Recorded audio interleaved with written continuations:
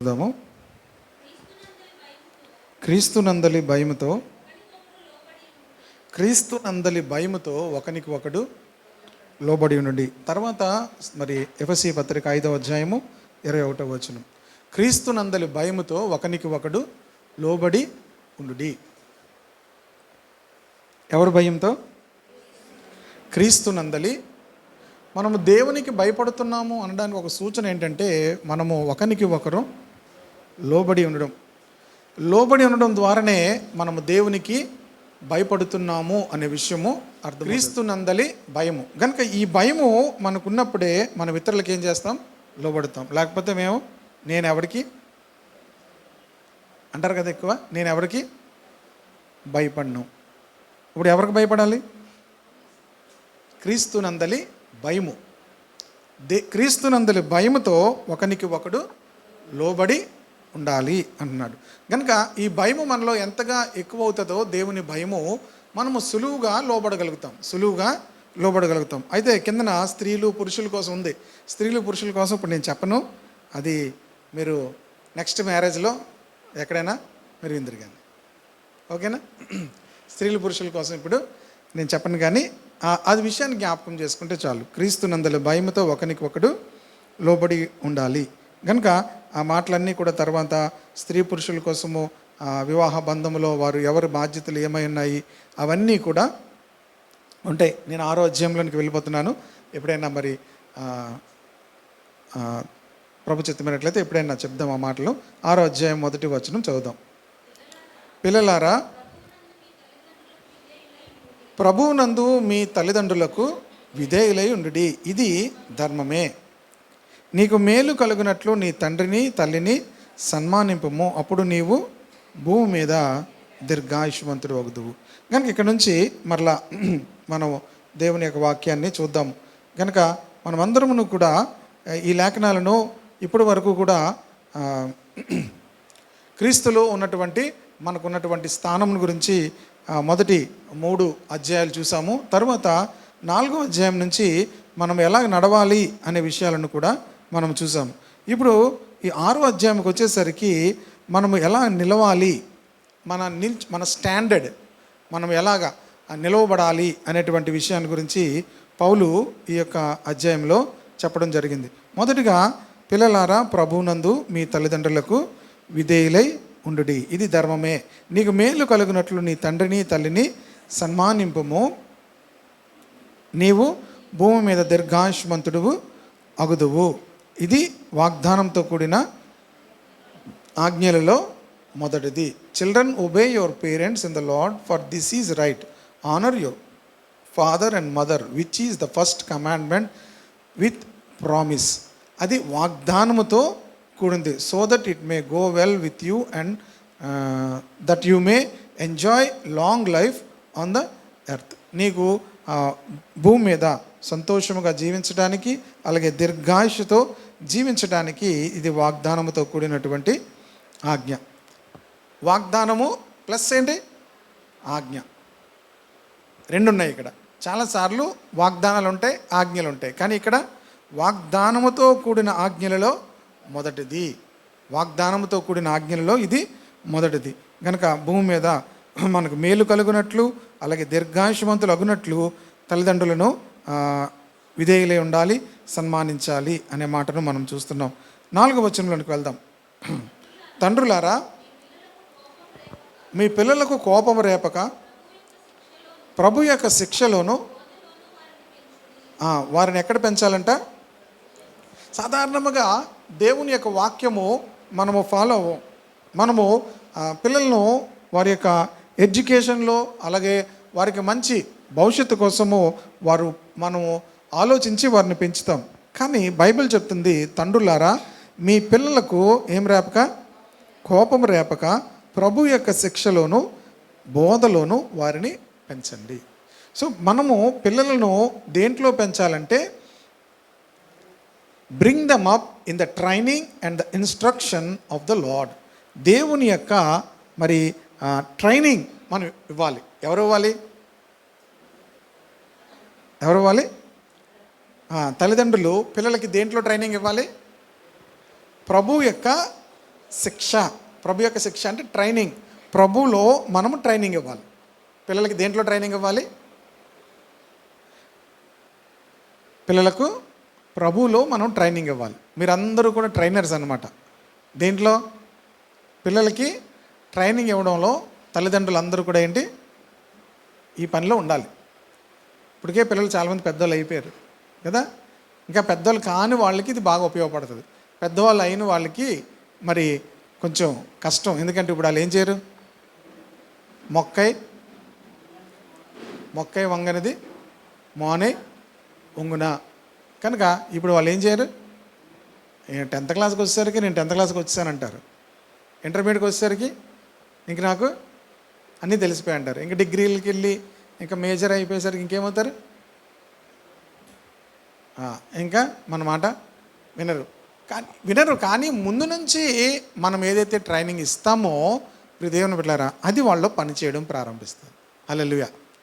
ముందు నుంచి ఏ ట్రైనింగ్ అయితే ఇస్తామో అది వారిలో ఏం చేస్తుంది? జరగడం ప్రారంభిస్తుంది. సాధారణంగా పిల్లలు 4-5 సంవత్సరాలు వచ్చేసరికి వాళ్ళు ట్రైనింగ్ అయిపోవాలి. ఎంతలోపు అయిపోవాలి? 4-5 మ్యాక్సిమం ఒక 6 సంవత్సరాలు వచ్చే లోపలే వాళ్ళకి ట్రైనింగ్ అయిపోవాలి.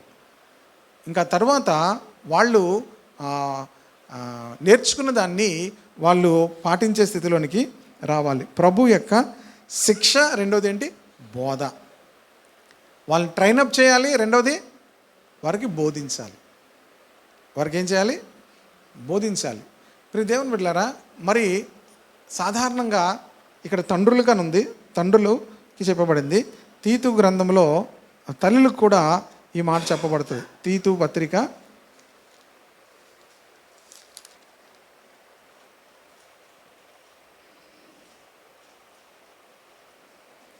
2వ అధ్యాయము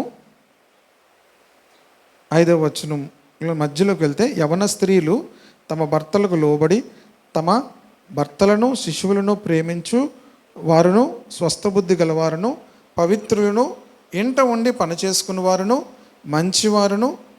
మంచివారునై ఉండవలనని బుద్ధి చెప్పుచు మంచి ఉపదేశము చేయవారినై ఉండవలనని బోధించుము. ఏం చేయాలట? తల్లులు అందరూ కూడా ఏం చేయాలి తెలుసా? మంచి ఉపదేశం చేసేవారై ఉండాలి. ఎవరికి? చాలామంది ఏమనుకుంటారంటే చర్చిలో ఉపదేశం ఏమో అనుకుంటారు. చర్చిలో ఉపదేశం కంటే ఇంటిలో ఉపదేశం చాలా ఉపయోగం. మీ పిల్లలకు మంచి ఉపదేశం చేసేవారే ఉండాలి. ఇక్కడ తండ్రులకు చెప్పబడ్డాడు, మీ పిల్లలకు ఏం చేయమంటున్నాడు? కోపం రేపక ప్రభు యొక్క శిక్షలోను బోధలోను వారిని పెంచండి. ఇది చేయకపోతే మీరేమయ్యారు? పిల్లలు ఫెయిల్ అవ్వడం కాదు, మరి పెద్దవాళ్ళు కూడా ఫెయిల్ అయినట్టే. ఇది చేయకపోతే పెద్దవాళ్ళు కూడా ఏమయ్యారు? ఫెయిల్ అయినట్టే. కనుక ప్రియ దేవుని బిడ్డలారా, ఇది చాలా ప్రాముఖ్యమైన విషయం. ఇది దీంట్లో వారిని మనము పెంచాలి. సాధారణంగా దీని విషయమే వాళ్ళు బాధపడతారేమో, వాళ్ళు ఇబ్బంది పడతారేమో అనేటువంటి విషయాలు ఉండకూడదు. దేంట్లో పెంచాలి? స్కూల్కి వెళ్ళడానికి పిల్లలు ఏం చేస్తారు? ఉదయాన్నే అయినా ఎలా పంపిస్తారు? కుట్టేనా ఏం చేస్తారు? పంపిస్తారు లేదా? ఎందుకు? వాడు చదివించుకోవాలి, పెద్దోడైపోవాలి, తర్వాత పెద్ద అయిపోయి ఏమైపోవాలి? చాలా పెద్దోడైపోవాలి, గొప్పోడైపోవాలి, నరకానికి వెళ్ళిపోవాలి. ఎక్కడికి వెళ్ళిపోవాలి? నరకానికి వెళ్ళిపోవాలి. మరి నరకానికి వెళ్ళిపోతారు అనేటువంటి ఆలోచన రాదో ఏంటో తెలియదు. ఇందాక ఉషా సిస్టర్ గారు ప్రార్థన చేస్తూ ప్రసవ వేదన అనే మాట వాడారు. ప్రార్థనలో ఏముండాలి? ప్రసవ వేదన ఉండాలి. ప్రసవ వేదన వచ్చినప్పుడు దేవుడు ఆత్మకార్యం చేస్తాడు. హల్లెలూయా. మీ కిందకి వెళ్ళే కొద్దీ నేను కొన్ని మాటలు చూపిస్తాను. ప్రార్థనలో ఏం రావాలంటే ప్రసవ వేదన రావాలి. ప్రసవ వేదన వచ్చినప్పుడు ఆత్మకార్యము జరుగుతుంది. కనుక ప్రియ దేవుని బిడ్డలారా, మరి అలాంటి ప్రసవ వేదన మనము పడినప్పుడు మాత్రమే దేవుడు తన ఆత్మకార్యం ఏం చేస్తాడు. కనుక ఎందుకు అలా చేయాలనే విషయం కూడా నేను కిందకి వెళ్ళే కొద్దీ చెప్తాను. దాసులారా, యథార్థమైన హృదయం గలవారే, భయముతోనూ వణుకుతోనూ క్రీస్తునకు వలె శరీర విషయమై మీ యజమానులైన వారికి విధేయులై ఉండండి. యథార్థమైన హృదయం గలవారే. మనందరికీ కూడా అక్కడక్కడ మనం పనిచేసే ప్రతి స్థలంలో కూడా యజమానులు ఉంటారు. వారందరికీ ఏమై ఉండాలట? విధేయులై ఉండాలి. ఎలాగ విధేయులై ఉండాలి? క్రీస్తునకు వలె శరీర విషయమై మీ యజమానులైన వారికి విధేయులై ఉండాలి. క్రీస్తునకు వలె మీ యొక్క శరీర విషయమై యజమానులైన వారికి, వాళ్ళేమో విశ్వాసులు కారు, కానీ ఎలా విధేయులై ఉండాలంటున్నాడు? క్రీస్తునకు వలె వారికి మనము విధేయులమై ఉండాలి. మనుషులు సంతోషపెట్టు వారు చేయనట్లు కంటికి కనబరుటకే కాక క్రీస్తు దాసులమని ఎరిగి దేవుని చిత్తం మనపూర్వకముగా జరిగించుచు. చూడండి, చాలాసార్లు మనము కంటికి కనబడినట్లుగా ఏ పని చేయకూడదు. ఏంటది? కంటికి కనబడుటకే కాక, అంతేకాదు, మనుషులను సంతోషపెట్టువారు చేయనట్లు కంటికి కనబడుటకే కాక. మనుషులను సంతోషపెట్టువారు ఎలా చేస్తారు? కంటికి కనబడేటట్టుగా చేస్తారు. క్రీస్తు దాసులమని ఎరిగి దేవుని చిత్తమును మనపూర్వకముగా జరిగించచ్చు. మనం ఎవరము? క్రీస్తు దాసులమను ఎరిగి. మీకు తెలుసా, మనం అందరమును కూడా క్రీస్తుకు దాసులము. క్రీస్తు దాసులమని ఎరిగి దేవుని చిత్తమును మనపూర్వకముగా జరిగించచ్చు. ఏం చేయాలి ఇప్పుడు మనం? ఇప్పుడు దేవుని చిత్తం ఏంటి? దేవుని చిత్తం ఏంటి? మీ యజమానులైన వారందరికీ విధేయులై ఉండండి. అది దేవుని చిత్తం. క్రీస్తు దాసులమని ఎరిగి దేవుని చిత్తం మనపూర్వకంగా జరిగించుచు మనుష్యులకు చేసినట్టు కాక ప్రభువునకు చేసినట్టే ఇష్టపూర్వకముగా సేవ చేయుడి. ఎవరికి? యజమానులు అంటే భర్తలు కాదు. మరి ఇంకొకరు అనుకోకండి. ఇక్కడ భర్తలు దాటి వచ్చేసాం మనం. ఇప్పుడు భౌతికంగా మనం ఎక్కడ పని చేస్తున్నామో, ఎక్కడ ఉంటున్నామో, ఎక్కడ ఉద్యోగాలు చేస్తున్నామో దాని గురించి చెప్తున్నాడు. మీకు యజమానులైన వారికి విధేయులై ఉండండి, మనుషులకు చేసినట్టు కాక ప్రభువునకు చేసినట్టే ఇష్టపూర్వకముగా. జాగ్రత్తగా గమనించండి. మీరేం చేస్తున్నా కూడా ఎవరికి చేస్తున్నట్టుగా చేయమంటున్నాడు? ప్రభువునకు. ఇందాక పైన క్రీస్తునకు వలె అన్నాడు, క్రీస్తు దాసులమని అన్నాడు. ఇక్కడ ప్రభువునకు చేసినట్టే ఇష్టపూర్వకంగా సేవ చేయుడి. ప్రభువునకు చేసినట్టుగా చేయండి. దాసుడైనను స్వతంత్రుడైనను మీలో ప్రతివాడును ఏ సత్కార్యము చేయనో దాని ఫలం ప్రభువు వలన పొందునని మీరు ఎరుగుదురు. ఇవన్నీ ఎందుకు చెప్తున్నాడు అంటే, మీరు క్రీస్తునకు వలె క్రీస్తు దాసులమని ఎరిగి ప్రభువునకు చేసినట్టే చేస్తే ప్రభువు వలన మీరు ప్రతిఫలం పొందుతారు. హల్లెలూయా. దేనివల్ల? క్రీస్తు వలె, మీ యజమానులకు క్రీస్తు వలె లోబడి విధేయులైనప్పుడు, అలాగే క్రీస్తు దాసులమని ఎరిగి దేవుని చిత్తం మనపూర్వకముగా జరిగించినప్పుడు, మనుషులకు చేసినట్టు కాక ప్రభువునకు చేసినట్టే చేస్తే బైబిల్ చెప్తుంది దాని ఫలము ప్రభువు వలన మీరు పొందుతారు. ఇది రహస్యం. దాని ఫలము ప్రభువు వలన పొందుతారు. ప్రభు ఇచ్చే ఫలము చాలా అద్భుతంగా ఉంటుంది. ప్రభు ఇచ్చే ఫలం ఎలా ఉంటుందంటే, సాధారణంగా మన ఫలములు, భౌతికంగా వచ్చే ఫలములు ఏమవుతాయి? నెలకు ఒకసారి జీతాలు వచ్చినప్పుడు వస్తాయి. ప్రభు ఇచ్చే ఫలం ఎలాగొస్తుంది? జీతాలు నెలకు ఎన్నిసార్లు వస్తాయి? ఒకసారి వస్తాయి కదా. ఇది మనం కష్టపడుతున్నాం కనుక. ప్రభు ఇచ్చే ఫలం ఎలాగొస్తుంది? మీకు అవసరమైనప్పుడల్లా వస్తుంది. అది ప్రభు ఇచ్చే ఫలం ఎలాగొస్తుంది? మీకు అవసరమైనప్పుడల్లా కూడా వస్తుంది. గనుక ప్రియ దేవుని బిడ్డలారా, ప్రభువు మనందరికీ కూడా ఏం చేస్తాడు? ఇంకా కొలస్సీ పత్రిక 3వ అధ్యాయం 23వ వచనం చూడండి. 22 నుంచి కూడా చదవచ్చు. దాసులారా, మనుషులను సంతోషపెట్టు వారైనట్టు కంటికి కనబడవలనని కాక ప్రభువునకు భయపడుచు శుద్ధాంతకరణ గలవారై శరీరమును బట్టి అన్ని విషయములలో విధేయులై ఉండుడి. ప్రభువు వలన. ఇందాకేమో ప్రభు ఏమన్నాడు? అక్కడ ఫలము అన్నాడు. ఇక్కడేమన్నాడు? ప్రభు వలన స్వాస్యమును ప్రతిఫలముగా పొందుదమని మీరు ఎరుగుదురు గనుక మీరేమి చేసినను అది మనుష్యుల నిమిత్తము కాక ప్రభు నిమిత్తమని మనస్ఫూర్తిగా చేయుడి. మీరు ప్రభు అయిన క్రీస్తుకు, అది ఇది ఒకటే. ఎఫెసీ పత్రికలో చెప్పింది, ఇక్కడ చెప్పింది ఒకటే. కానీ మధ్యలో ఏం వాడాడు? ఫలం మాత్రమే కాదు, స్వాస్యమును మీరు పొందుతారు. దేవునికి స్తోత్రం కలుగును గాక. ప్రభు వలన స్వాస్యమును ప్రతిఫలముగా పొందుతారు. దేవుడు మనకి స్వాస్యాన్ని ఇస్తాడు. స్వాస్యం అంటే, స్వాస్యాన్ని ఇంగ్లీష్లో ఇన్హెరిటెన్స్ అంటారు అనుకుంటా, హెరిటేజ్. వారసత్వముగా వచ్చేటువంటి స్వాస్యం అంటే ప్రభువు ఇచ్చేటువంటి స్వాస్యం. ప్రభు యొక్క స్వాస్యాన్ని దేవుడు మనకు అనుగ్రహిస్తాడు. ఎందుకంటే మనము ప్రభువునకు వలే అన్ని విషయాల్లో కూడా మన యజమానులైన వారికి ఏం చేస్తున్నాము? లోబడుతున్నాము గనక ప్రభు ఏం చేస్తారట? మనము చేసే ప్రతి దానికి కూడా ప్రతిఫలం ఇస్తాడు. హల్లెలూయా. ప్రభు మనకు ప్రతి దానికి కూడా ఏం చేస్తాడు? ప్రతిఫలం ఇస్తాడు. గనక మన దేవుడు ప్రతి విషయానికి కూడా ప్రతిఫలం ఇస్తాడు. మనం జీవించే ఆత్మీయ జీవితం అంతటికీ కూడా దేవుడు ఏమిస్తాడు? ప్రతిఫలం ఇస్తాడు. హల్లెలూయా. గనక దేవుడు ఎప్పుడూ కూడా మనుషులు ఒకవేళ ప్రతిఫలం ఇవ్వలేకపోవచ్చు. మనం చేసిన దానికి, మనము చేసినటువంటి ఆ మంచి పనికి, మనము చూపించినటువంటి ప్రేమకు, మనము చూపించినటువంటి విధేయతకు, మనము చూపించినటువంటి ఆ నమ్మకత్వానికి వాళ్ళు ఒక్కొక్కసారి మనకేం ఇవ్వకపోవచ్చు? ప్రతిఫలం ఇవ్వకపోవచ్చు. దేవుడు మాత్రము ఖచ్చితంగా ప్రతిఫలం ఇస్తాడు.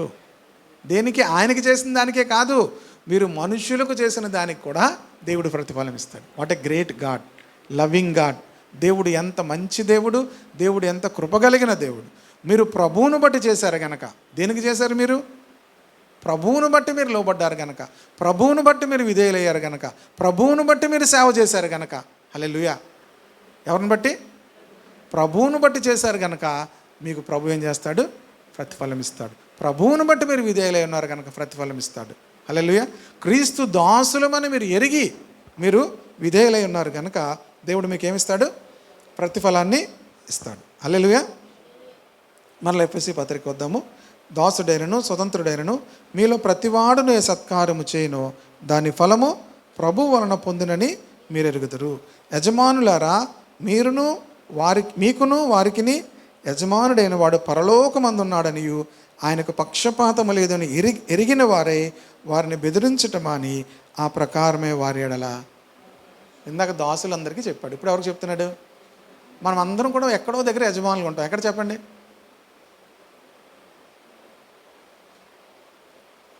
చెప్పాలి మీరు. మీ చాకల వాళ్ళకి మీరు యజమానులు, మీ ఇంట్లో పని వాళ్ళకి మీరేంటి? యజమానులు. ఇంకెవరికి యజమానులు? అలా లెక్క పెట్టుకోండి. మీకు పనిచేసేటువంటి వాళ్ళందరికీ కూడా మీరేంటి? యజమానులు. ఇప్పుడు మీరు యజమానులు కనుక మీకును వారికిని యజమానుడైన వాడు ఎక్కడున్నాడు? పరలోకమందు ఉన్నాడనియు ఆయనకి ఏం లేదు?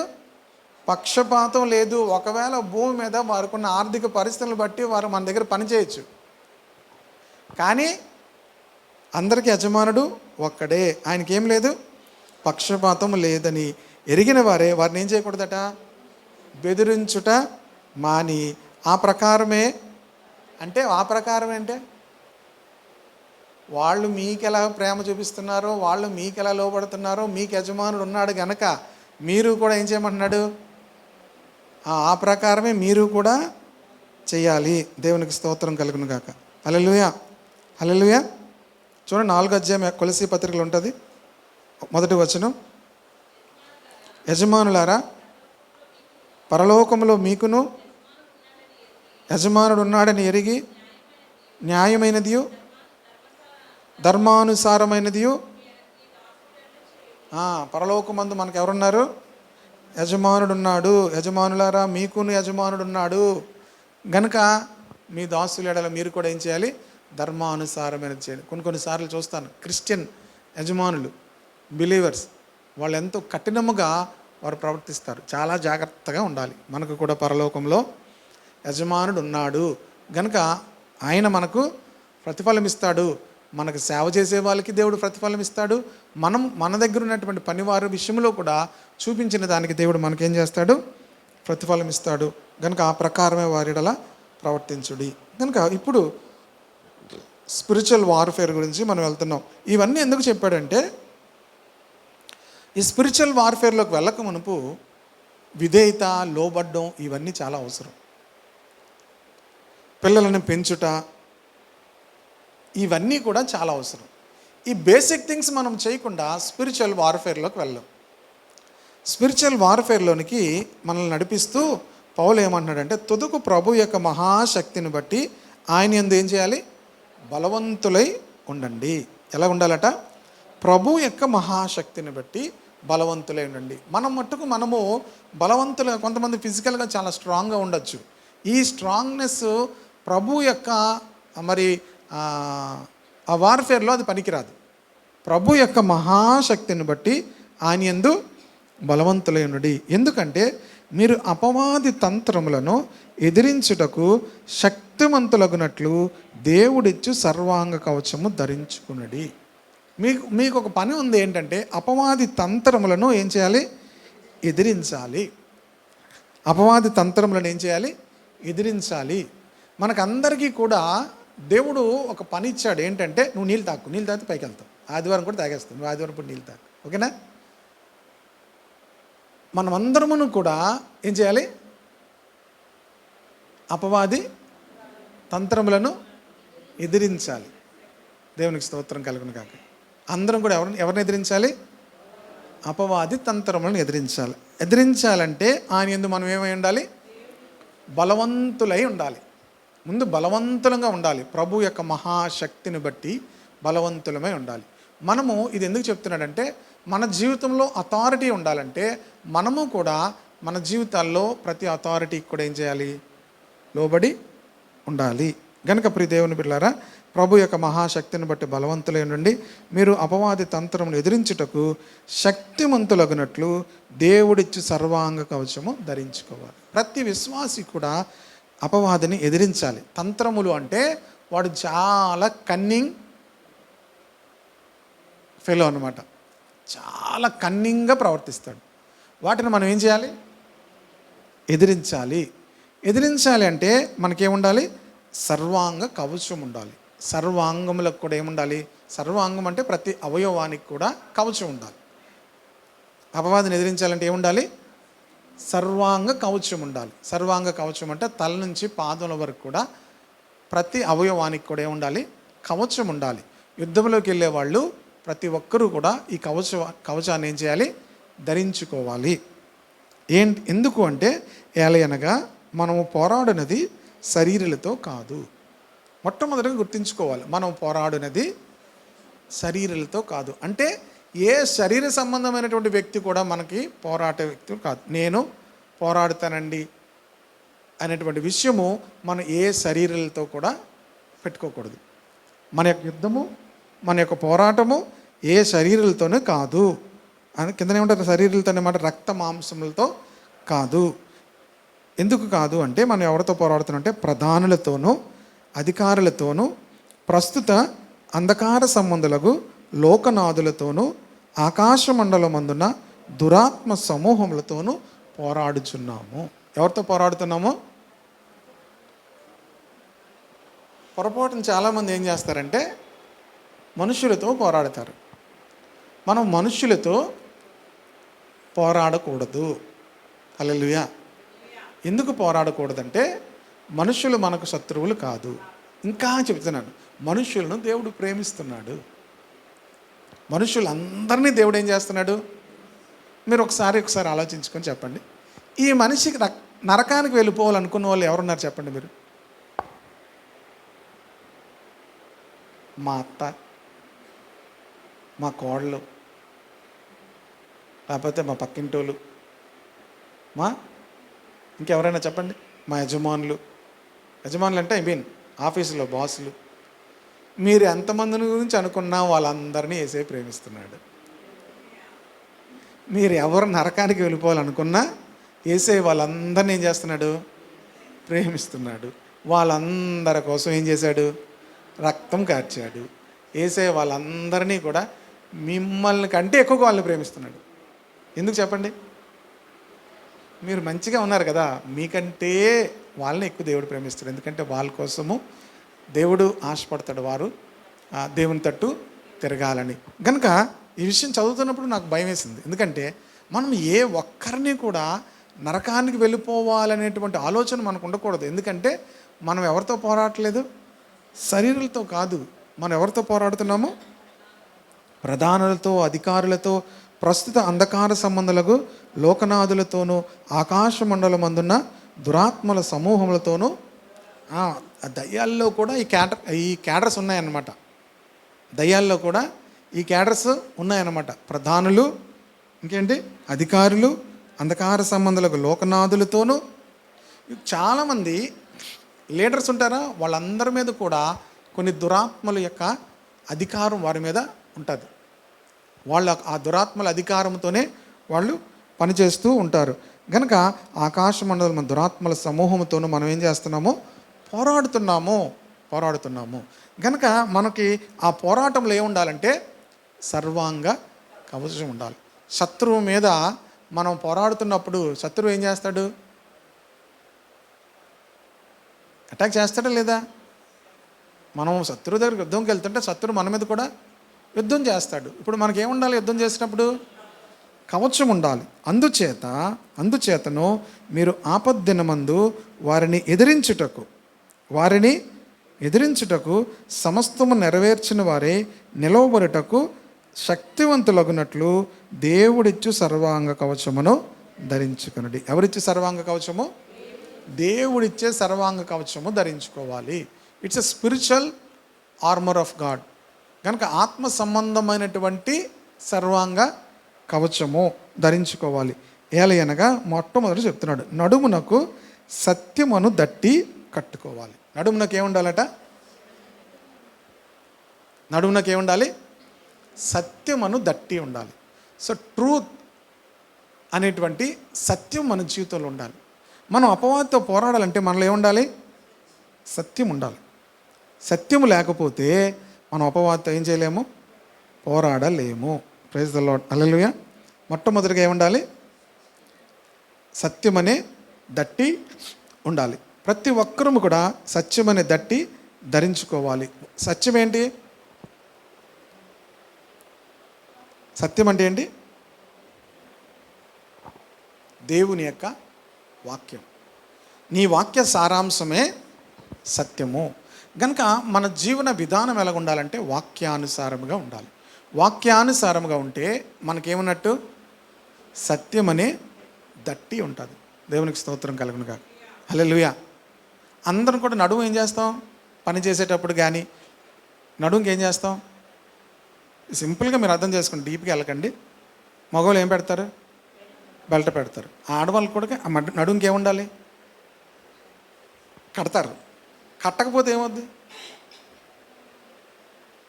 బెల్ట్ పెట్టకపోతే ఏమవుతుంది చెప్పండి? మధ్యలో ఏమవుతుంటుంది? ఇప్పుడు నేను చూపించలేను కానీ ఏమవుతుంటుంది? ఇలాగ అనుకోండి. కొంతమంది చూడండి, ప్యాంట్ జారిపోతారు. స్టేజ్ మీదకి వెళ్ళిన తర్వాత ఏం చేస్తుంటారు? ఇలా ప్యాంట్ పైకి, ఎందుకు? నడుం జారిపోతుంటుంది. నడుం జారిపోతున్న వాళ్ళు నడవలేరు. ప్యాంట్ జారిపోతుంది అనుకో, ఏం చేస్తారు? నడవలేరు. దేవుని బిడలు మరి ఆ సత్యం అనేటువంటి దట్టి ఉన్నప్పుడే ధైర్యముగా నడవగలుగుతారు, ధైర్యముగా నిలవబడగలుగుతారు. కనుక మనలో ఏముండాలంటే సత్యం ఉండాలి. నీ వాక్యమే సత్యము. సత్యము అనేది మన యొక్క నడుముకేంటి? దట్టి ఉంటుంది. కనుక రెండవది నీతి అను మైమరువు తొడుక్కోండి. రెండవది ఏంటి? నీతి అను మైమరువు. కనుక మైమరువు అంటే ఏంటంటే బ్రెస్ట్ ప్లేట్, ఇక్కడి నుంచి ఇక్కడ వరకు కూడా ఇదంతా కూడా కప్పేది. మీరు ఇవన్నీ కూడా మీరు గూగుల్ చేస్తే ఆ పిక్చర్ వస్తుంది, తెలిసిపోద్ది. ఏది కూడా మన శరీరం మీద గుచ్చుకోకుండా ఇదంతా ఒకలాంటి కవచము సైనికులకు ఉంటుంది. మనకు ఇప్పుడున్న సైనికులకు కాదు. ఆ టైంలో రోమా సైనికులకు కానీ అప్పుడున్నటువంటి సైనికులందరూ కూడా చేసేటువంటి యుద్ధం. ఎందుకంటే అప్పుడు కత్తులతోనూ ఏమంటది బాణములతోనూ యుద్ధం చేసేవారు. కనుక ఇవన్నీ కూడా ఏం చేసేవారు? ధరించేవారు. నీతి అను మైమరువు. మన జీవితంలో నీతి అనేటువంటి దేవుడిచ్చేటువంటి నీతిని మనం ధరించుకోవాలి. ఎప్పటికప్పుడు దేవుని యొక్క నీతితో మనము నింపబడాలి. దేవుని నీతి పర్వతములో వంటిది అనేటువంటి మాటను కూడా మనం ఒక కీర్తనలో మనం చూస్తాం. గనక నీ నీతి దేవుని పర్వతములతో సమానము అనే మాట ఉంటుంది. గనక ఆయన నీతితో మనం ఏం చేయాలి? నింపబడుతూ ఉంటే మనము ఏమవుతామంటే నీతి అనే మైమరువును మనము ధరించుకుంటాం. అలాగే ఇంకేముంది? పాదములకు సమాధాన సువార్త వల్లైన సిద్ధ మనస్సు. ఇది చాలాసార్లు నేనేమనుకున్నానంటే సువార్త చెప్పడమేమో అనుకున్నాం, కానీ యాక్చువల్గా యేసుక్రీస్తు సువార్తను అర్థం చేసుకోవడం ద్వారా మనకు గొప్ప సమాధానం వస్తుంది. యేసుక్రీస్తు యొక్క సువార్తను అర్థం చేసుకోవడం ద్వారా, యేసుక్రీస్తు యొక్క సువార్త సత్యమును మనం అర్థం చేసుకోవడం ద్వారా గొప్ప సమాధానము మనము కలిగి ఉంటాము. కనుక ఈ లోకంలో అటువంటి సమాధానముతో దేవుని సన్నిధిలో యుద్ధము చేసే వాళ్ళందరూ కూడా ఏముండాలి? సిద్ధ మనస్సు అనేటువంటి సమాధానము కలిగి అటువంటి జోడు తొడుక్కొని ఏం చేయాలట? నిలవబడుడి. కనుక దేవుని బిడ్డలైన వారందరూ కూడా సువార్త సత్యమును గురించిన సంపూర్ణ గ్రహింపు కలిగి ఉండాలి. చాలామందికి సువార్త సత్యమును గురించిన గ్రహింపు ఉండదు. కనుకనే వాళ్ళు ఎప్పుడు కూడా సిద్ధముగా ఉండరు. దేవుని బిడ్డలైన వారు దేవుని యొక్క సన్నిధిలో మనము అపవాదిని ఎదిరించడానికి ఉన్నాం. వాళ్ళందరూ కూడా ఎలా ఉండాలంటే ఎప్పుడు సిద్ధము కలిగి ఉండాలి, సిద్ధపడి ఉండాలి. సిద్ధపడి ఎలా ఉండగలుగుతామంటే సువార్తను గురించినటువంటి గ్రహింపు మనము కలిగి ఉన్నప్పుడే, ఆ సువార్త సత్యములో మనము గ్రహించే సువార్త సత్యము నడుస్తున్నప్పుడే మనము అటువంటి సిద్ధ మనసు అనేటువంటి జోడును తొడుక్కొని నిలవబడతాం. ఇవన్నీ కాక విశ్వాసమును డాలు పట్టుకోండి. ఇవన్నీ కాక విశ్వాసం అనే డాలు పట్టుకోండి. ఈ విశ్వాసం అనేటువంటి డాలుతో మనం ఏం చేయగలుగుతామంటే అపవాది యొక్క అగ్ని బాణములన్నిటినీ కూడా ఆర్పుటకు శక్తిమంతులు అవుదురు. అపవాది ఏ బాణములు వేస్తాడు? అగ్ని బాణములు వేస్తాడు. అందుకే అగ్ని బాణములు వేసినప్పుడు ఏమవుతారంటే చాలామంది ఏమవుతారు? కాలిపోతూ ఉంటారు. ఏం కాలిపోతుంటారంటే వారి విశ్వాసం కాలిపోద్ది, వారి జీవితంలో ఉన్న ప్రార్థనా జీవితం కాలిపోద్ది. ఇవన్నీ కూడా ఆత్మీయ జీవితం కాలిపోతుంటుంది. వాళ్ళకి ఏమి అవుతున్నట్టుగా బయటికి కనిపించదు, గాయాలు ఏమి కనిపించవు, కానీ ఆధ్యాత్మికంగా వెనక్కి వెళ్ళిపోతూ ఉంటారు. కనుక అపవాదిని ఎదిరించాలి అంటే మనకు విశ్వాసం అనే డాల్ ఉండాలి. ఇందాకేం చెప్పుకున్నాం? అవన్నీ కూడా సర్వాంగ కవచం ధరించుకోవాలి, వాటితో పాటు విశ్వాసం అనే డాలు పట్టుకోవాలి. ఎందుకంటే అపవాది ఏ బాణాలు వేస్తాడు? అగ్ని బాణాలు వేస్తాడు. అగ్ని బాణాలు తట్టుకోవాలంటే ఏముండాలి? చాలాసార్లు అపవాది మనలను అవిశ్వాసంలో నడిపిస్తాడు. చాలాసార్లు మన జీవితాల్లో మనల్ని నిరాశలోనికి పెట్టడానికి ప్రయత్నం చేస్తాడు. నిరాశలోనికి, నిస్పృహలోనికి. ఆవిడకున్న ఆయుధాలన్నీ కూడా ఏంటి? నిరాశ, నిస్పృహ. మనం ఉన్నట్టుండి ఇంకేమీ చేయలేము, నువ్వెందుకు పనికిరావు అనేటివన్నీ కూడా చెప్తాడు. వాడుకున్న బాణాలు ఏంటి? నువ్వెందుకు పనికిరావు, నీకేమీ తెలీదు, నీకేమీ రాదు, నువ్వెవరికి ఉపయోగం లేదు. ఇంకేం చెప్తాడు తెలుసా? నువ్వు చచ్చిపోవడం బెటరు. ఇంకేం చెప్తాడు? నువ్వు ఉన్నా ఒకటే, లేకపోయినా ఒకటే. ఇవన్నీ చెప్తుంటాడు. ఇవన్నీ కూడా వాడుకున్నటువంటి బాణములు. వీటన్నిటినీ కూడా మనం దేనితో ఎదిరించాలి? విశ్వాసం అనే డాలుతో ఎదిరించాలి. ఇప్పుడు ఈ విశ్వాసము దేనితో డాల్ అంటే ఏం మాట్లాడాలి? దేవుని వాక్యము మనం మాట్లాడాలి. హల్లెలూయా. విశ్వాసము దేవుని వాక్యం మీద ఉంచాలి. వినుట వలన విశ్వాసము కలుగుతుంది, వినుట క్రీస్తును గూర్చిన మాట వల్ల కలుగుతుంది. విశ్వాసం అంటే మనకేదో నమ్మకం ఉండడం కాదు, దేవుని మాట మీద మనకు నమ్మకం ఉండాలి. దేవుని బిడ్డలముగా దేవుడు మనలను ఆయన ఏం చేయడు? విడువడు, ఎడబాయుడు. ఆయన మనల్ని విడువడు, ఎడబాయుడు. నిశ్చయముగా ఆయన నన్ను ఆశీర్వదిస్తాడు, నిశ్చయముగా ఆయన నన్ను దీవిస్తాడు, లేకపోతే ఆయన నన్ను హెచ్చిస్తాడు, ఆయన నన్ను నడిపిస్తాడు, నన్ను సిగ్గుపరచడు, నా తల ఎత్తువాడు. ఇవన్నీ కూడా మన జీవితాల్లో ఉండాలి. నేను అప్పిచ్చేవాడిగా ఉంటాను, ఇవన్నీ దేవుని వాక్యంలో ఉన్నాయి. ఇవన్నీ మనం కన్ఫెస్ చేసుకోవాలి. ఇది విశ్వాసంతో ఈ మాటలన్నీ కూడా మనం ఏం చేయాలి? పలకాలి. అపవాది మనల్ని ఏం చేస్తాడంటే ఇక మనకు ఫ్యూచర్ లేదన్నట్టుగా మనకు చూపిస్తాడు, మనకు భవిష్యత్తు లేదన్నట్టుగా మనకు చూపిస్తాడు. ఇప్పుడు మనకు అవన్నీ తగిలి ఏమవుతాయి? కుర్చీలో కూర్చున్న వాళ్ళు ఏం చేయలేం?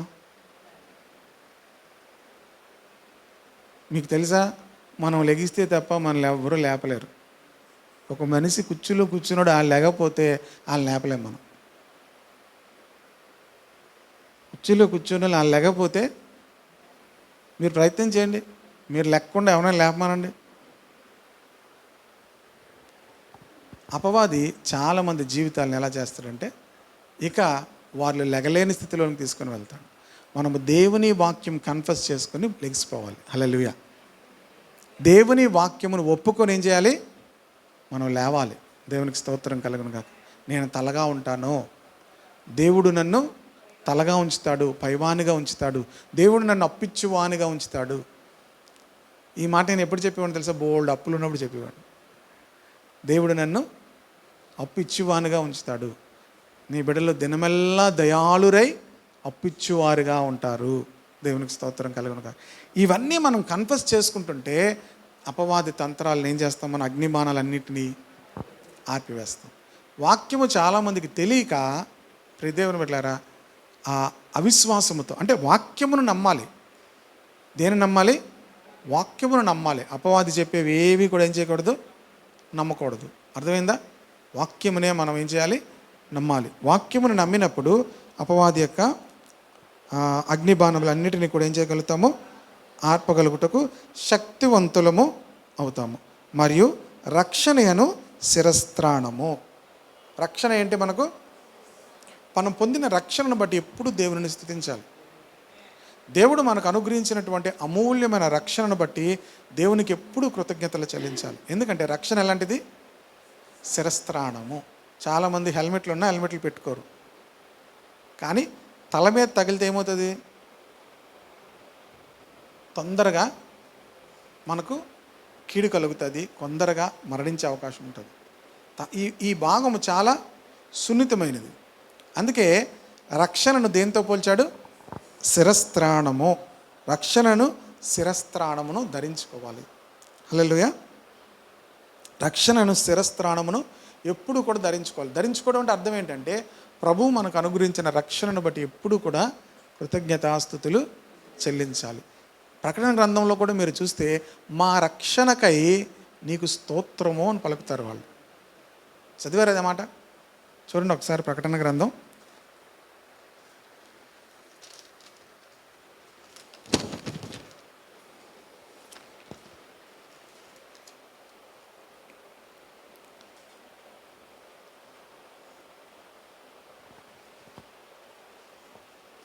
ప్రభువుని వారు స్తుతిస్తున్నప్పుడు రెండు విధాలుగా తండ్రి అయినటువంటి దేవునిని వారు స్తుతిస్తారు. అలాగే యేసుక్రీస్తును వారు స్తుతిస్తున్నప్పుడు యేసుక్రీస్తు ఇచ్చినటువంటి రక్షణను బట్టి వారు దేవుణ్ణి ఏం చేస్తారు? 7వ అధ్యాయము 10వ వచనం చూడండి. సింహాసనాసీనుడైన మా దేవునికిని గొర్రె పిల్లకును మా రక్షణకే స్తోత్రమని మహాశబ్దముతో ఎలుగెత్తి చెప్పిరి. ఇప్పుడు దేవుని బిడ్డలారా, వారు దేవుని దేనిని బట్టి స్తుతిస్తున్నారంటే మా రక్షణకై మేము నీకేం చేస్తున్నాము? స్తోత్రమని మహాశబ్దముతో ఎలుగెత్తి చెప్తున్నారు. కనుక మన రక్షణను బట్టి దేవునికి ఎప్పుడు కూడా కృతజ్ఞతలు చెల్లించాలి. ఇది మనం చెప్పడం మర్చిపోతే మనకి ఏమో తెలుసా? సాతానుడు ఎక్కడ కొడతాడు తెలుసా? తల మీద కొడతాడు. సాతాను ఎక్కడ కొడతాడు? ఇప్పుడు ఎప్పుడు కూడా మీరు ప్రతి దినము కూడా ప్రభువా నువ్వు మాకు అనుగ్రహించిన రక్షణను బట్టి నీకు వందనాలు అని చెప్తామో మన తల మీద వాడు ఏం చేయలేడు? కొట్టలేడు. కొట్టినా మనకు ఏమీ కాదు. అర్థమవుతుంది కదా? రక్షణని స్థిరస్థానమును ధరించుకోవడం అంటే మన రక్షణను బట్టి దేవునికి ఎల్లప్పుడూ ఏం చేయాలి? కృతజ్ఞతాస్తుతులు చెల్లించాలి. గొర్రె పిల్లకును ఆయన యొక్క రక్షణ కొరకును మా దేవునికి మేము స్తోత్రమని మనము దేవుని స్తుతించాలి. తర్వాత దేవుని వాక్యమును ఆత్మ ఖడ్గము ధరించుకోవాలి. దేవుని వాక్యం అనేది ఏంటి? ఆత్మ ఖడ్గము. ఆత్మ ఖడ్గము కనుక దేవుని వాక్యమును మనం అనుదినము ధ్యానించడం ద్వారా, దేవుని వాక్యమును మనము కంఠస్థం చేయడం ద్వారా మన చేతిలో ఏముంటుంది? ఖడ్గం ఉంటుంది. హల్లెలూయా. ఏముంటుంది?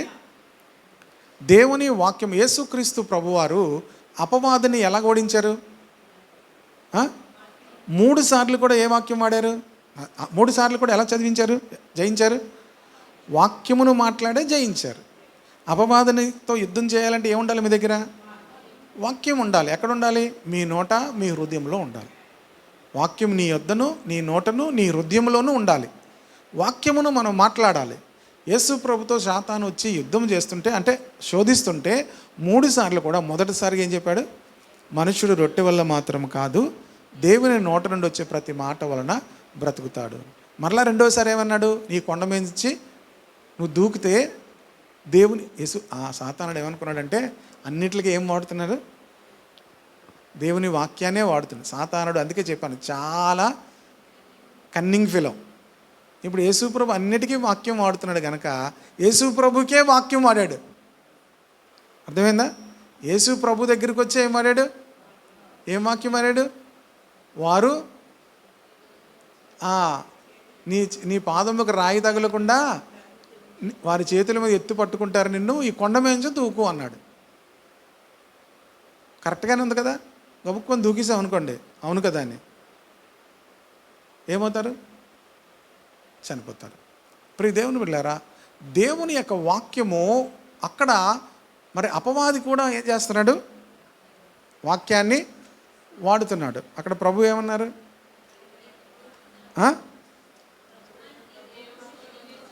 నీ దేవుణ్ణి ఏం చేయకూడదు? శోధించకూడదు. ఎందుకు అంటే వాక్యము, ప్రియ దేవుని బిడ్డలారా, ఎలాగ మనం వాడాలో కూడా తెలుసుకోవాలి. అపవాది కూడా వాక్యాన్ని ఏం చేస్తాడు? వాడుతాడు. కొంతమందికి వాక్యం వింటున్నప్పుడు వాళ్లకు దేవుడు మాట్లాడుతుంటాడు, కానీ వాళ్ళకి ఇంకొకలాగా అర్థమయ్యేటట్టు చేస్తుంటాడు. కొంతమందికి ఆదివారం వాక్యం వింటున్నప్పుడు కానీ, చదువుతున్నప్పుడు కానీ అందరికీ ఒకలాగా అర్థమవుతుంది, వీళ్ళకి ఇంకోలాగా అర్థమవుతుంటుంది. అర్థమవుతుందా? ఎందుకు అర్థమవుతుంది? They are not controlled by the Holy Spirit. వారు పరిశుద్ధాత్మ చేత కంట్రోల్ చేయబడలేదు కనుక వాళ్లకు వాక్యం ఇంకొకలాగా అర్థమవుతూ ఉంటుంది. కనుక చాలా భయంతో మనం దేవుని వాక్యాన్ని చదవాలి. పరిశుద్ధాత్మ కంట్రోల్లో ఉండి నీ దేవుడు నువ్వేం చేయకూడదు అంటున్నాడు ఆయన? శోధింపకూడదు. 3వ శోధన ఏం చెప్పాడు? నువ్వు నాకు కానీ మొక్కితే, నువ్వు నాకు సాగిలి పడితే ఈ లోకంలో ఈ ప్రభావము, ఈ రాజ్యముల మహిమ అంతా కూడా నీకు ఇచ్చేస్తానని. అప్పుడు ఏమన్నాడు? ప్రభు అయిన నీ దేవునికి మొక్కి ఆయన మాత్రమే సేవింపబలనది వ్రాయబడి. 3 సార్లు కూడా వ్రాయబడి ఉన్నది. వాక్యాన్నే ప్రభు ఏం చేశారు?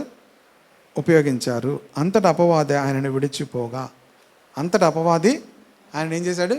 విడిచి వెళ్ళిపోయాడు. దేవునికి స్తోత్రం కలుగును గాక. వాక్యం అనేటువంటి ఖడ్గం మన దగ్గర ఉన్నప్పుడు అపవాది మనల్ని ఏం చేస్తాడు? విడిచి వెళ్ళిపోతాడు. లేకపోతే మరలా ఏం చేస్తాడు? వచ్చి రకరకాల ఆయుధాలు పట్టుకొని వస్తాడు. వీటన్నిటికీ ఏముండాలి? మన దగ్గర కత్తి ఉండాలి. అందరి దగ్గర ఏముండాలి? మీకు మరలా ఇంకో మాట చెప్తాను చూడండి. ఈ కత్తి కొంతమందిది పొదును ఉండదు.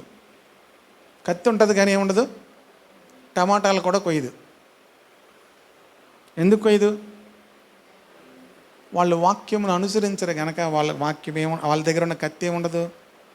పొదును ఉండదు. ఎవరిని ఏమీ చేయలేదు ఆ కత్తి. మన కత్తి పదును పట్టాలంటే ఆ వాక్యమును అనుసరిస్తేనే పదును పడుతుంది. అందుకే పైన అన్ని విషయాలు చెప్పాడు. నీ యొక్క తల్లిదండ్రులను సన్మానించాలి, పిల్లలను ప్రభు యొక్క శిక్షలోను బోధలోను పెంచాలి, మరి యథార్థమైన హృదయం గలవారమై క్రీస్తుకు వలె యజమానులకు విధేయులమై ఉండాలి, అలాగే మనుషులకు చేసినట్టు కాక ఇష్టపూర్వకంగా చేయాలి. ఇవన్నీ ఎందుకు చెప్పుకొచ్చాడంటే మనం వాక్యానుసారంగా జీవిస్తున్నప్పుడు మన వాక్యం మన కత్తి ఎలా ఉంటుంది? షార్ప్గా ఉంటుంది అన్నమాట. ఎవరు పట్టుకున్నా ఏమవుతుంది? తెగిపోద్ది. దేవునికి స్తోత్రం కలుగును గాక. అంతేకాదు అది మనకు కూడా తెగుతుంది. ఆ వాక్యం మనకు కూడా వాక్యం చదువుతున్నప్పుడు మీకు ఎప్పుడైనా భయం వేసిందా? వాక్యం చదువుతుంటే ఎంతో భయం కలగాలి. అంటే అర్థం ఏంటి? మనల్ని కూడా ఏం చేస్తుంది అది? వస్తుంది. అందుకే కీర్తనకాడు 119వ కీర్తనలు ఏమంటాడు? నీ వాక్య భయము నా నా హృదయంలో ఉంది అంటాడు. ఎవరి భయం ఉంది? మనకి మన దగ్గర ఉన్నటువంటి దేవుని వాక్యం అనే ఖడ్గము పదునుగా ఉండాలంటే దేవుని వాక్యం అనేటువంటి ఆ భయము, దేవుని వాక్యమునకు మనం ఎంతో భయపడాలి. 3 మాటలు ఉంటాయి అందులో. చూడండి 119వ కీర్తనలో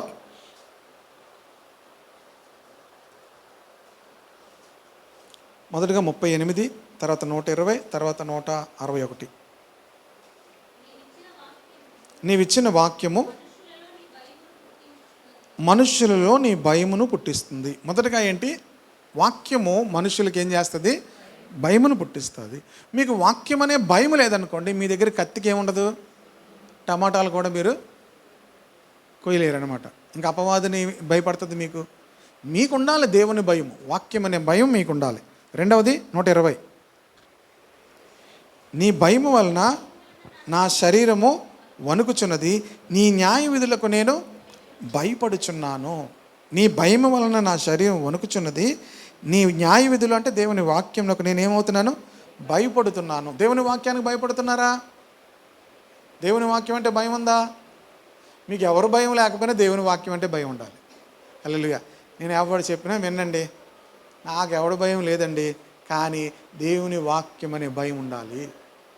అది లేకపోతే ప్రియ దేవుని బిడ్డలారా, మీ కత్తికి ఏం లేదు, పదును ఉండదు. మీరు ఎవరికి చెప్పినా మాట ఏం చేయదు, పని చేయదు. పదును లేని వాక్యం ఎవరికి ఏం అవ్వదు, పని చేయదు. మీ వాక్యము, మీరు చెప్పే వాక్యం ఇతరులకు కూడా పని చేయాలంటే మీరు ఆ వాక్యమును అనుసరించిన వారే ఉండాలి. చివరిగా ఏ మాట చెప్పారు? 161, అధికారులు నిర్నిమిత్తముగా నన్ను తరుముదురు, అయినను నీ వాక్య భయము, జాగ్రత్తగా వినండి, అధికారులు నిర్నిమిత్తముగా నన్ను తరుముదురు, అయినను అంటే అర్థం ఏంటి? అయినను నీ వాక్య భయము నా హృదయంలో నిలుచుచున్నది. అయినను అంటే అర్థం ఏంటి? నన్ను నిర్నిమిత్తముగా అంటున్నారు, నేను ఊరుకోనండి. మరి ఇంకా ఏం చేస్తానా? నేనేంటో ఒక్కసారి చూపిస్తాను. అధికారులు నన్ను నిర్నిమిత్తముగా తరుముచున్నారు, అయినను నీ వాక్య భయము ఎక్కడుంది? నా హృదయంలో నిలిచున్నది. వాక్య భయము. ప్రియ దేవుని బిడ్డలారా, వాక్యానికి మనం భయపడితేనే మన చేతిలో వాక్యము చాలా పదునుగా ఉంటుంది అన్నమాట. వాక్యానికి ఏమవ్వాలి? భయపడాలి. ఒకవేళ కొన్నిసార్లు కొన్ని పొరపాట్లు మనం చేసినప్పుడు మరలా దేవుడు ఏం చేస్తారంటే తన వాక్యం ద్వారా మనల్ని హెచ్చరిస్తారు, తన వాక్యం ద్వారా మనల్ని గద్దిస్తారు. వెంటనే మనం భయపడాలి. అవును ప్రభువా, నేను తప్పు చేశాను, నీ వాక్యం ద్వారా నువ్వు నాతో మాట్లాడావని చెప్పి ఆ వాక్యానికి మనం ఏమవ్వాలి? భయపడాలి. వాక్య భయము మీకు ఉన్నదన్నమాట. అప్పుడు మీ చేతిలో వాక్యం ఎలా ఉంటుంది? పదునుగా ఉంటుంది. అపవాదికి భయం వేస్తుంది. మీరు ఎవరికైనా చెప్పినా వాళ్ళకి భయం వేస్తుంది. మీరు ఎవరికి చెప్పినా వాళ్ళకి భయపడలేదు, అపవాది భయపడలేదు అంటే మీకు అర్థమేంటి? మీ చేతిలో కత్తికి ఏం లేదు, పొదును లేదు. గన్ను ఉంది కానీ గన్నులో గుండెలు లేవు. ఇప్పుడు భాషలో చెప్పాలంటే ఇప్పుడు కత్తులు పట్టుకోం కదా, గన్ను ఉంది కానీ గన్నులో ఏం లేదు, బుల్లెట్స్ లేవు అందులో. మన చేతిలో వాక్య భయం ఉన్నప్పుడే. చివరిగా ఇంకొక మాట చూడండి, 66 యెషయా గ్రంథం 66వ అధ్యాయము 5వ వచనం.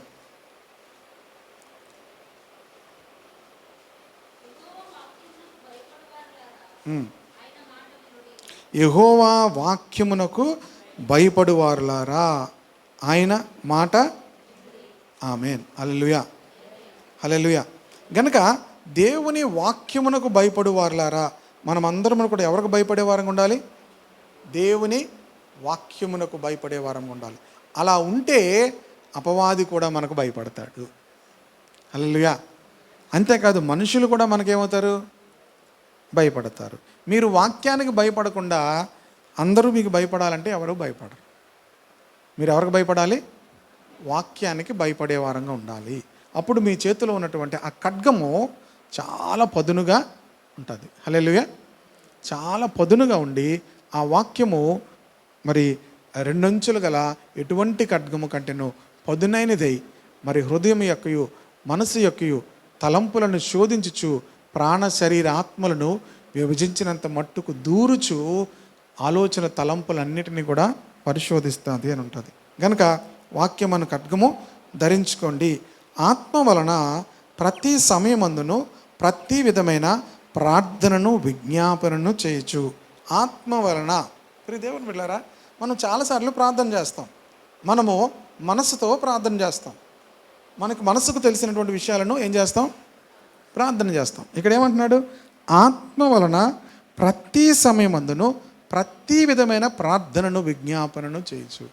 పరిశుద్ధాత్మ వలన ప్రార్థన చేయడు. మనుషులంగా మనం చేసేటువంటి ప్రార్థన మనసుతో మనం చేస్తాం చాలాసార్లు మనకు తెలిసిన విషయాలను. ఆత్మతో ప్రార్థన చేయాలట. హల్లెలూయా. పౌలు అంటాడు, నేను ఆత్మతో ప్రార్థన చేస్తాను, నేను మనసుతో కూడా ప్రార్థన చేస్తాను. నేను ఆత్మతో చేస్తాను, మనసుతోను కూడా చేస్తాను. నేను ఆత్మతో దేవుని స్తుతిస్తాను, మనసుతోను కూడా దేవుని స్తుతిస్తాను. మరి కొరింథీ పత్రిక 14 అధ్యాయంలో ఈ మాటలు ఉంటాయి. కనుక ఆత్మతో మనం ఏం చేయాలి? దేవుని సన్నిధిలో ప్రార్థించాలి. ఆత్మ వలన ప్రతి సమయమందును ప్రతి విధమైన ప్రార్థనను విజ్ఞాపనను చేయాలి. హల్లెలూయా. అంటే పరిశుద్ధాత్ముడు మనలను చాలాసార్లు ప్రార్థించడానికి ప్రేరేపిస్తాడు చాలా విషయాల గురించి. అలాగే విజ్ఞాపనము చేయడానికి కూడా ప్రేరేపిస్తాడు.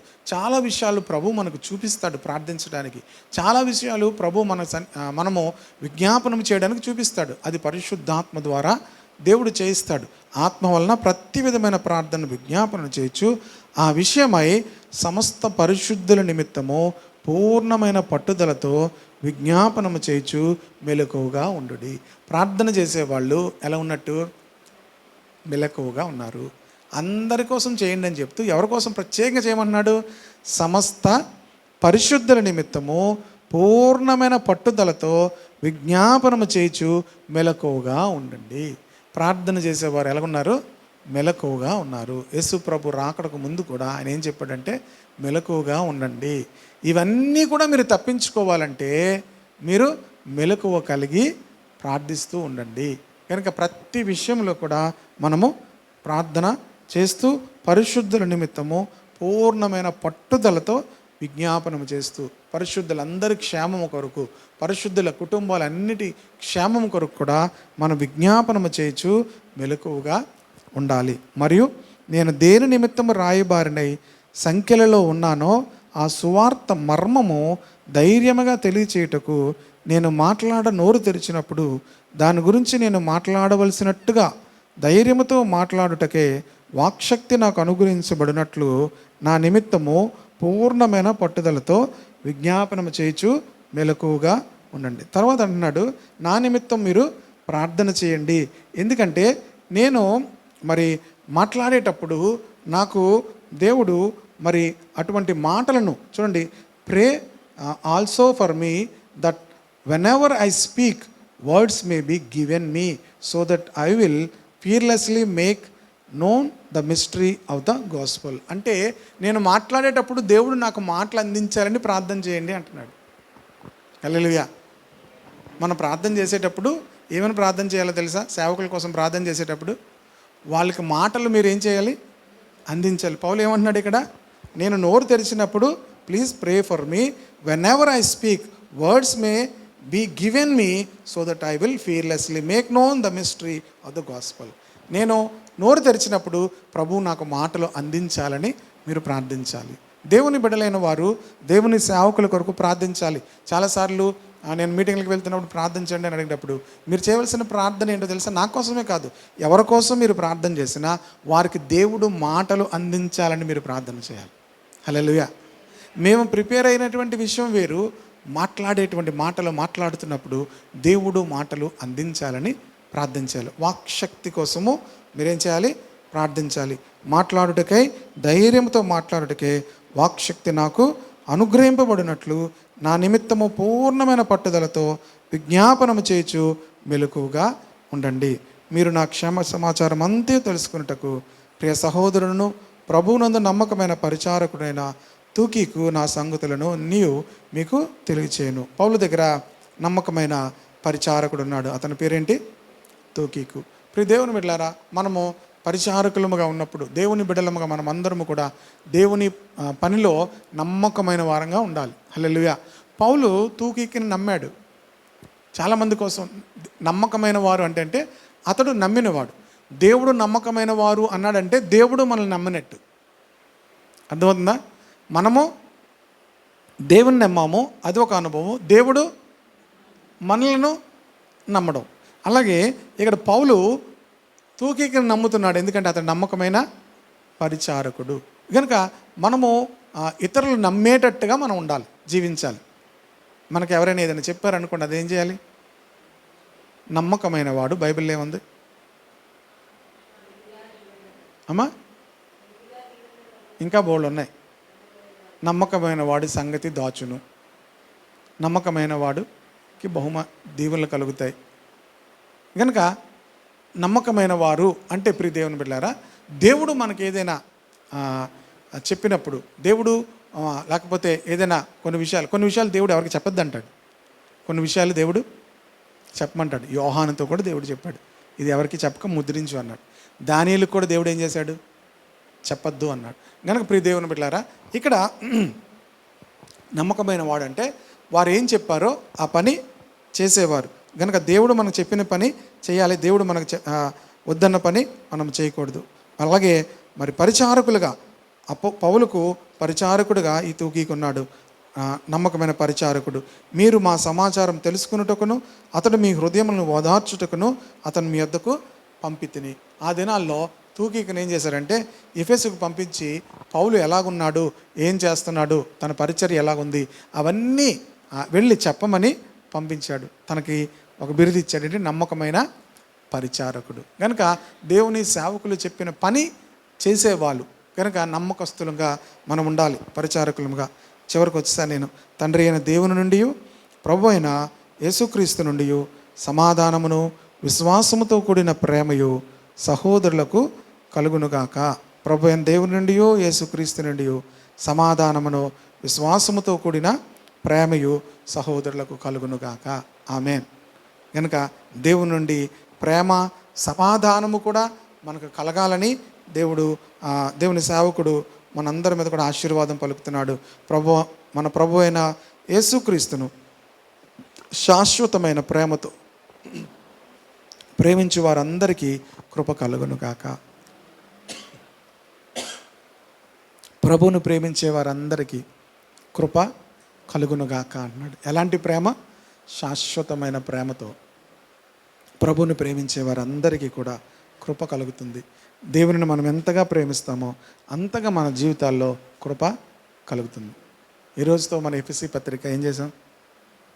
కంప్లీట్ చేసాం. హల్లెలూయా. గల్తీ పత్రిక, ఫిలిప్పీ పత్రిక, ఎఫెసీ పత్రిక కూడా మనము దేవుని కృపను బట్టి కంప్లీట్ చేసాం. దేవుడు మనందరము కూడా ప్రభువును ప్రేమిస్తుంటుండగా అంతకంతకు కూడా మన జీవితాలను కృపను విడుదల చేస్తాడు. ఈరోజు మనము దేవుని ప్రేమించడం అంటే దేవుని వాక్యాన్ని ప్రేమించడం. ఈరోజు ఇక్కడికి ఎందుకు వచ్చామంటే ఎవరిని ప్రేమించవచ్చో? దేవుని ప్రేమించి వచ్చాం. మందిరానికి వెళ్తున్నామంటే ఎవరిని ప్రేమించి వస్తున్నారు? దేవుని ప్రేమించి వస్తున్నారు. మీరు ప్రార్థన చేస్తున్నారంటే ఎవరిని ప్రేమించేస్తున్నారు? మీరు వాక్యం చదువుతున్నారంటే ఎవరిని ప్రేమించేస్తున్నారు? మీరు ఎంతగా దేవుని ప్రేమిస్తారో మీ అందరికీ కూడా కృప అనేది అనుగ్రహించబడుతుంది. కృప అంటే మన జీవితాల్లో మనము అందుకోలేని స్థితి, బయటికి రాలేని పరిస్థితుల్లోంచి మనల్ని బయటికి తీసుకొచ్చేది. హల్లెలూయా. మనల్ని విడిపించేది, మనల్ని రక్షించేది, మనల్ని ఆశీర్వదించేది, మనల్ని బాగు చేసేది. నీ కృప నన్ను బ్రతికించుచున్నది అంటాడు. నీ కృప నన్ను బ్రతికించున్నది. 13వ కీర్తనలో మనం చూస్తాం, నీ కృప యందు నేను నమ్మికించున్నాను. అనేక చోట్ల నీ కృప యందు నిత్యము నేను నమ్మికించున్నాను అంటాడు. కనుక ఈ కృప మనల్ని బ్రతికిస్తుంది, ఈ కృప మనల్ని నడిపిస్తుంది. ఎంతగా మనం ఆయన ప్రేమిస్తామో. కనుక మందిరానికి వస్తున్నప్పుడు కానీ, వాక్యం చదువుతున్నప్పుడు కానీ, ప్రార్థిస్తున్నప్పుడు కానీ, ఇలాగ శుక్రవారం, మంగళవారం కూడికలకు వస్తున్నప్పుడు కానీ మీరు ఒకటి జ్ఞాపకం చేసుకోవాలి, మనం ఎవరిని ప్రేమించి వస్తున్నాం? మీరు దేవుని ప్రేమిస్తున్నారు. ప్రభువైన యేసుక్రీస్తును శాశ్వతమైన ప్రేమతో ప్రేమించే వారందరికీ కృప కలుగునుగాక. ఆమేన్. కృప అనేది దేవుడు మనకు సమృద్ధిగా ఇవ్వడం ప్రారంభిస్తాడు. హల్లెలూయా. కనుక ఎక్కడి నుంచి ప్రారంభించామంటే మనము తల్లిదండ్రులకు విధేయుడు ఉండడం ద్వారా, పిల్లలను ప్రభు యొక్క శిక్షలను బోధలను పెంచడం ద్వారా, అలాగే యజమానులకు వారు యజమానులు మనకు యజమానులైన వారందరికీ కూడా క్రీస్తు వలె, క్రీస్తు దాసులమని ఎరిగి మనుషులకు చేసినట్టు కాక ప్రభువునకు చేసినట్టుగానే మనము చేస్తున్నప్పుడు ప్రభు వలన ప్రతిఫలం పొందుతామని చదివాము. అక్కడి నుంచి దేవుడిచ్చు సర్వాంగ కవచమును మనము ధరించుకొని అపవాది తంత్రములన్నీ ఎదిరించుటకు ఏమవ్వాలి? నిలవబడాలి. శక్తివంతులమయ్యి నిలవబడాలి. అపవాది తంత్రాలు చేస్తున్నప్పుడు మనం ఏం చేయాలి? నిలవబడాలి. నిలవబడాలంటే ఏముండాలి? సర్వాంగ కవచం ఉండాలి. సర్వాంగ కవచంలో ఎన్ని చెప్పాను? మొట్టమొదటి ఏముంది? సత్యమని దట్టి, నీతి అని మైమరువు, ఇంకేమున్నాయి? పాదములకు సువార్త వలనేటటువంటి సిద్ధ మనసు. సువార్త మనలను సిద్ధపరుస్తూ ఉంటుంది. సువార్త ఎంతగా పెట్టామో అంతగా మనం సిద్ధపడి ఉంటాం. తర్వాత విశ్వాసమైన డాలు, రక్షణ శిరస్త్రాణము, వాక్యమనే ఆత్మ ఖడ్గము. ఇవన్నీ ఉన్నా మనం ఏమవ్వాలి? పడుకోకూడదు. అన్నీ ధరించుకొని పడుకున్నారనుకోండి, యుద్ధంలో లేనట్టే. మెలకువగా ఉండాలి అన్నాడు. మెలకువగా ఉండాలి అంటే పడుకోకూడదు అని కాదు. మెలకువగా ఉండడం అర్థం ఏంటి? ఆత్మ వలన ప్రతి సమయమందును ప్రతి విధమైన ప్రార్థనను విజ్ఞాపనను చేయొచ్చు మెలకువగా ఉండండి. ఆ విషయమై సమస్త పరిశుద్ధుల నిమిత్తము ఏం చేయమంటున్నాడు? పట్టుదలతో విజ్ఞాపన చేయొచ్చు మెలకువగా ఉండండి. అంతేకాదు సేవకుల నిమిత్తం కూడా మీరేం చేయాలి? ప్రార్థిస్తూ మెలకువగా ఉండాలి. ఏమని ప్రార్థించాలంటే వాళ్ళు కాపాడండి కాపాడండి కాదు, వాళ్ళు మాట్లాడుతున్నప్పుడు వారికి వాక్శక్తి దయచేయండి, వారికి మాటలను దయచేయండి అని మీరు ప్రార్థిస్తుంటే మీరు సరైనటువంటి ప్రార్థనా విధానం ఉన్నారు. చివరికి వచ్చేసరికి మనం ప్రభువును ప్రేమిస్తున్నప్పుడు ప్రతిఫలముగా ప్రభు మనకు అత్యధికమైన కృపను అనుగ్రహిస్తాడు. అటువంటి కృప మీ అందరికీ దేవుడు అనుగ్రహించునుగాక. ఆమేన్. ప్రార్థన చేసి ముగించుకుందాం. మహోన్నతుడా, పరిశుద్ధుడా, మా రక్షకుడానికి స్తోత్రాలు తండ్రి. ప్రభా నాయన, మరి కొన్ని వారాల క్రితము ఎఫ్ఎస్సి పత్రిక నాయన తండ్రి ధ్యానించడం ప్రారంభించి ప్రభా నాయన వచనం వెంబడి వచనము నాయన మేము ధ్యానించి ప్రభా ఆ వాక్యంలో ఉన్నటువంటి ప్రభా నాయన విషయాలన్నిటినీ కూడా మేము నేర్చుకోవడానికి మీరు ఇచ్చిన కృప కొరకు స్తోత్రాలు చెల్లిస్తున్నాం ప్రభా. నాయన ఎఫ్ఎస్సి పత్రికలో అనేక విషయాలు మేము నేర్చుకున్నాము. చివరిగా నాయన తండ్రి ప్రభా నిన్ను మేము ప్రేమించినప్పుడు ప్రభా, శాశ్వతమైన ప్రేమతో మేము ప్రేమిస్తున్నప్పుడు నాయన తండ్రి మా అందరికీ కృపనిచ్చే దేవుడు ప్రభా. ఇదిగో నాయన నీ వాక్యం విని ప్రభా నీ సన్నిధిలో ఉన్న బిడ్డలందరికీ కూడా అద్భుతమైన నీ కృప దయచేయండి ప్రభా. అద్భుతమైన నీ కృపతో వారు నింపండి తండ్రి. నాయన వారు ఎందులోంచి బయటికి రాలేకపోతున్నారో ప్రభా, ఏ పరిస్థితుల్లో చిక్కుబడిపోయి ఉన్నారో ప్రభా, ఏ పరిస్థితులను అధిగమించి విజయం పొందాలో ప్రభా, వారికి నీ కృపనిచ్చి అత్యధికమైన విజయం వారికి దయచేయండి. అటు కృపతో వారు నింపమని నాయన ఈ వాక్య ధ్యానం అందరి హృదయాల్లో ఫలింప చేయమని నాయన సర్వాంగ కవచముతో కప్పబడి ప్రభా అపవాదిని ఎదిరించే కృపలో నాయన మమ్మల్ని అందరినీ ఉంచమని కోరుతూ యేసు నామములో ప్రార్థిస్తున్నాం తండ్రి.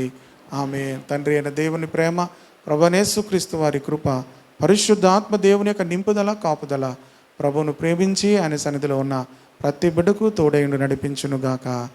ఆమేన్. ఆమేన్.